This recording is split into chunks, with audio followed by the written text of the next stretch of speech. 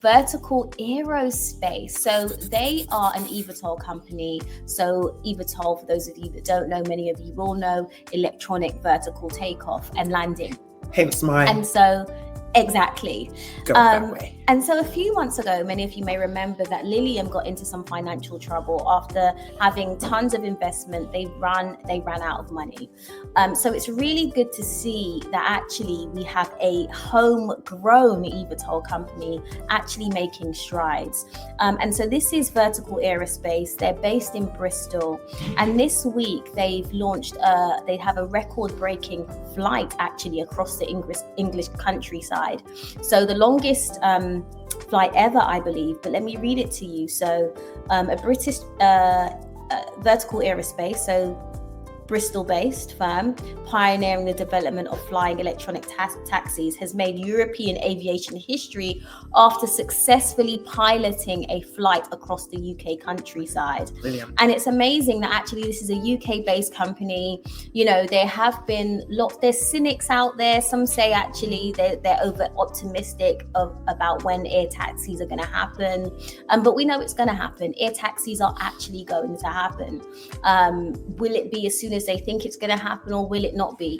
I don't know. But the thing is, you will have vertical flying taxis soon. Well, relatively soon. It's not going to be, 50 years, 100 years. I mean, within the next 5 to 10 years, I think you're going to start seeing these electronic vertical takeoff aircrafts, at least for short journeys, maybe from airports to and from, maybe from, I know the Formula One are doing stuff with eVTOL as well. So you'll be ferrying guests to and from Formula One, for example. So I don't think you're going to be seeing the long haul flights for a long time, but actually quick trips, I actually think that we're going to be seeing in a relatively short space of time. And so the fact that they've made history this week with this flight, let's see, where did it go? So it's actually called the VX4 prototype. And it performed its first wing-borne flight last week, soaring over the Cotswolds before landing like a conventional aircraft at a nearby airport. So that's amazing. That's amazing. The thing about this is that the investment is continuing to be made in this area. That's huge. Yeah. And also thinking around the regulations, because I think it's the safety regulations that's going to be sort of massive in terms of sort of landing and taking off and where, and especially if it's city bound and what have you. But that's all being thought about exactly.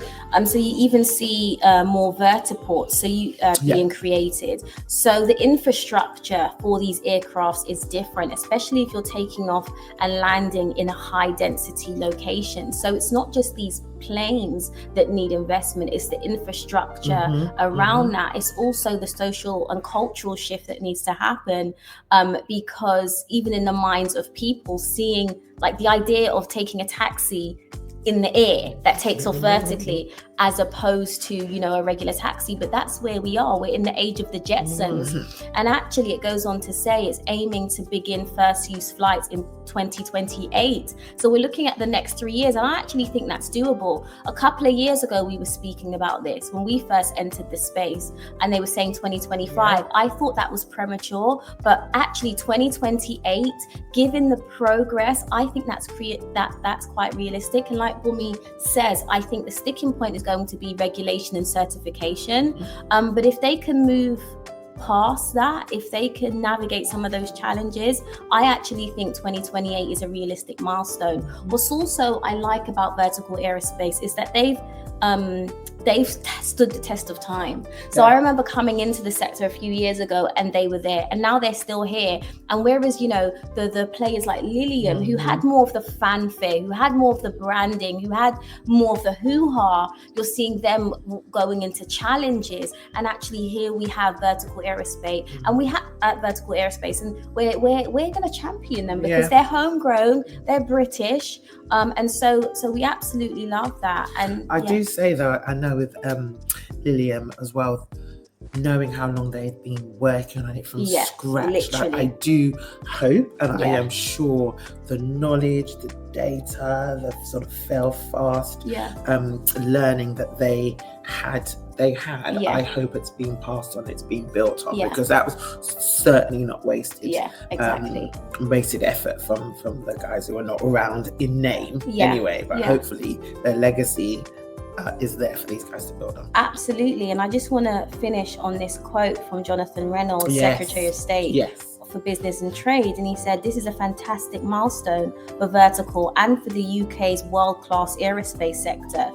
This is definitely exhibiting sector leadership."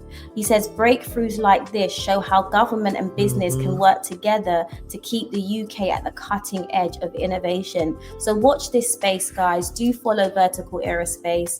A very interesting journey, and I think they're going to get the prize. They're actually gonna reach those goals, and so we might just be flying Vertical Aerospace. Let's do it. Let's do it. Exactly.